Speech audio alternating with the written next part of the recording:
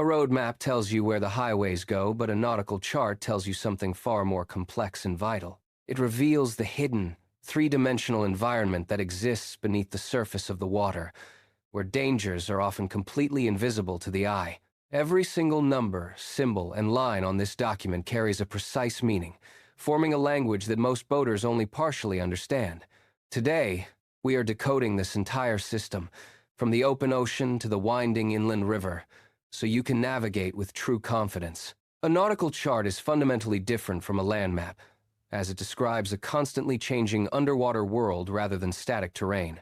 It identifies specific hazards lurking beneath the waves, providing the navigator with the data needed to avoid catastrophic underwater obstacles. In the United States, these charts are produced by NOAA, the National Oceanic and Atmospheric Administration, which sets the gold standard for accuracy. Every measurement you see on an official chart has been surveyed and verified through decades of rigorous, ongoing hydrographic research. These documents serve as the foundation of all safe navigation, ensuring that vessels can travel through complex waterways without running aground.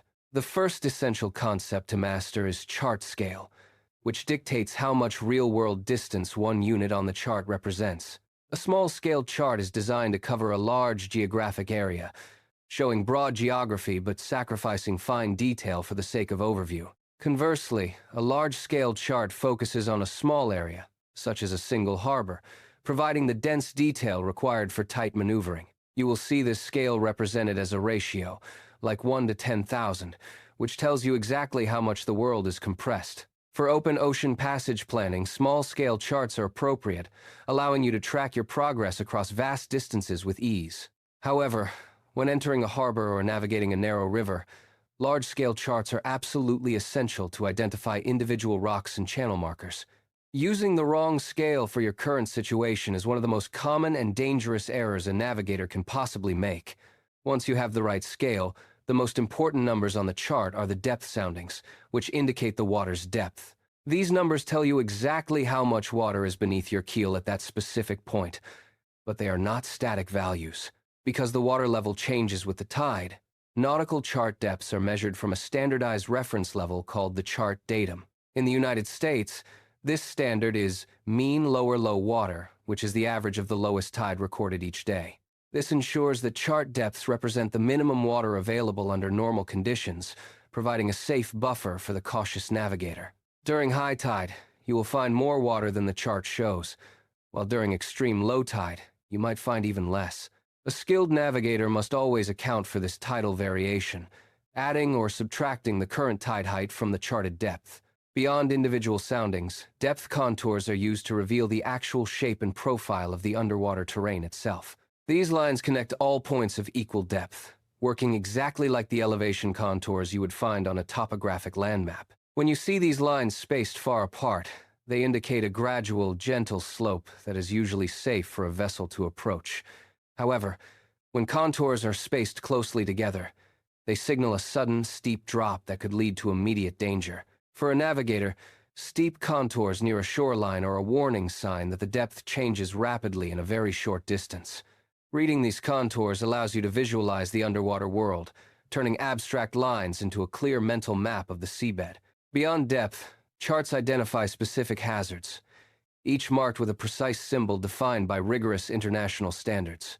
A rock that is always above water is shown as a solid dot with a circle, making it easy to identify from afar. A rock that covers and uncovers with the tide is shown as a plus sign with dots, indicating a transient hazard.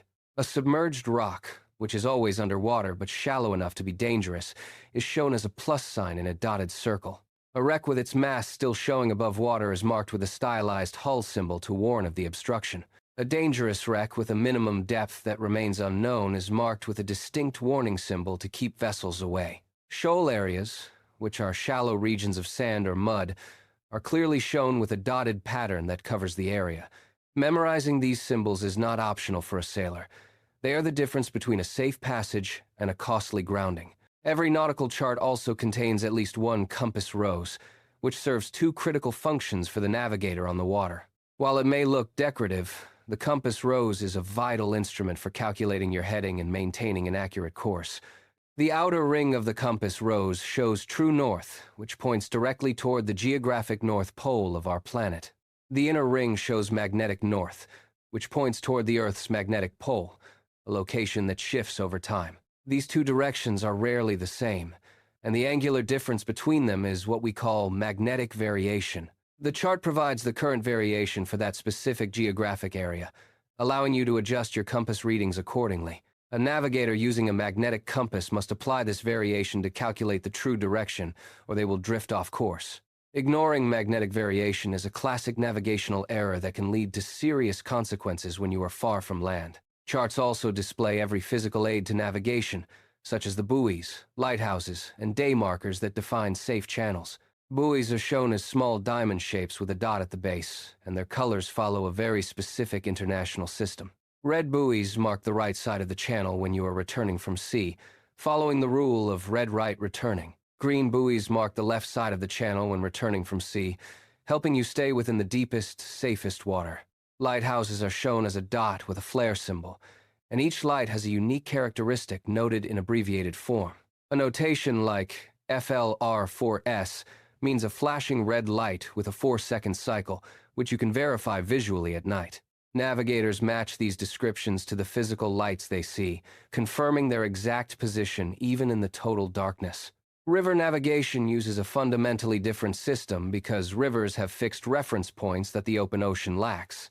River charts use a system of river miles, where distance is measured upstream from the river's mouth, starting at mile 0. Mile numbers increase as you travel upstream, allowing a navigator to state their exact position with a single, simple number.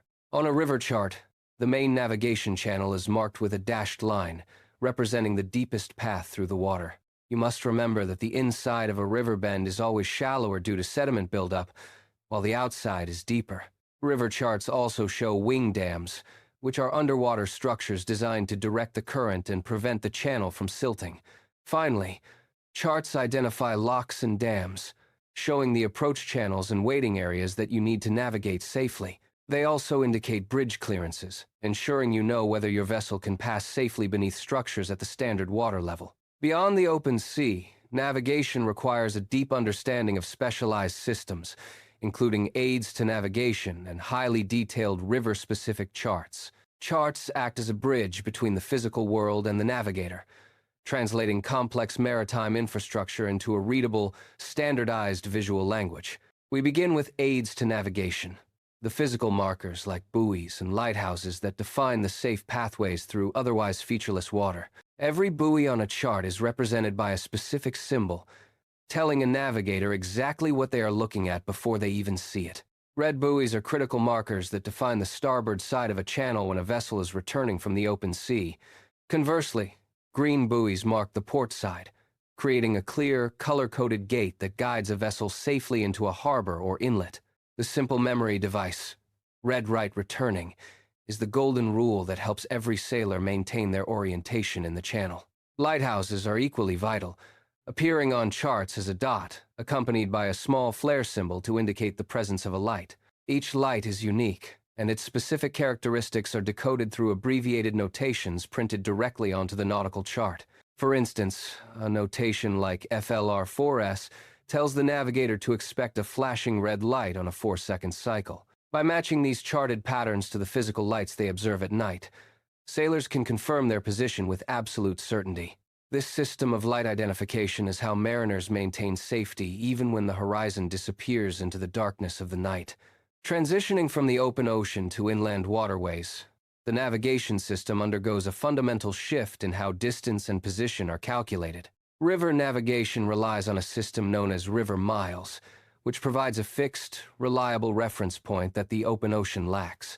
In this system, distance is measured consistently upstream from the river's mouth, which serves as the designated mile 0 marker. As a vessel travels further inland, the mile numbers increase, allowing a navigator to pinpoint their exact location with a single number. This provides a level of precision that is essential when navigating narrow, winding rivers where landmarks can be difficult to distinguish. On these river charts, not all water is equally navigable, and the primary focus is identifying the deepest, safest path for the vessel. The main navigation channel is clearly marked with a distinct dashed line, usually running through the center of the river's path. This channel represents the deepest water, but it is not a static feature. It is constantly reshaped by the river's natural flow. Rivers are rarely uniform in depth from bank to bank, and understanding the geometry of a river bend is a critical skill. As water rounds a bend, the current slows on the inside, causing sediment to settle and creating shallow bars that are hazardous. Conversely, the outside of the bend experiences faster-moving water, which scours the bottom and keeps the channel deep and clear. River charts provide the detail necessary to visualize these depth variations, allowing a navigator to anticipate the channel's path. Beyond natural features, charts also identify man-made structures like wing dams that are designed to direct the current into the channel. Wing dams are underwater structures that prevent the channel from silting up, but they remain invisible at normal water levels. Hitting a wing dam at speed can cause catastrophic damage, making their accurate representation on a chart a matter of vessel safety. River charts also provide essential data on locks and dams, which create significant elevation changes along the waterway's route. A dam acts as a barrier, and the chart identifies the lock chamber used to safely raise or lower vessels between levels. The chart shows the lock's location relative to the dam, along with the approach channels and waiting areas for incoming traffic. Navigators must also pay close attention to bridge clearances, which are clearly noted on the chart to prevent collisions. The vertical clearance number tells a navigator whether their vessel can pass beneath a bridge at the standard reference level. On tidal rivers, this clearance is dynamic, changing as the water level rises and falls with the daily tidal cycle. The chart provides the clearance at the standard chart datum, serving as a baseline for the navigator to perform their calculations. By integrating this vertical data, a navigator can safely plan their passage through complex river systems without risking their masts. Each symbol, from the simplest buoy marker to the complex notation of a lock, serves a specific, life-saving purpose for the crew. These charts are more than just paper or digital files. They are the distilled knowledge of generations of hydrographic surveyors.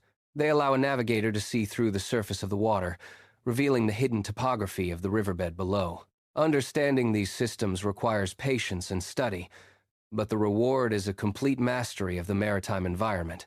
When you look at a chart, you are not just seeing lines and numbers.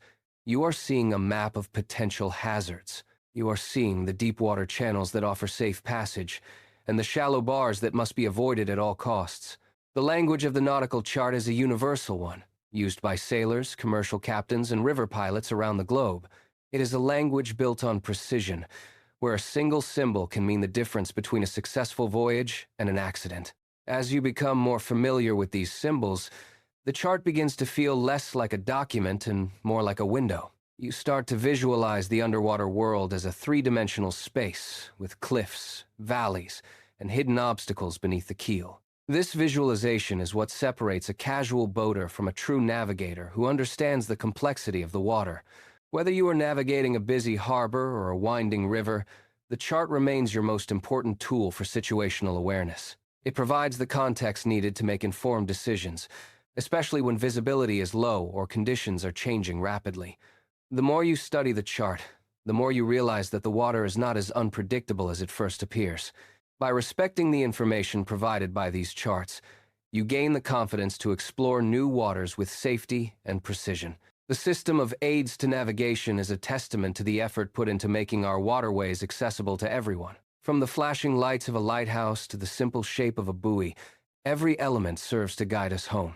River navigation, with its unique mile markers and channel indicators, shows how we adapt to different environments.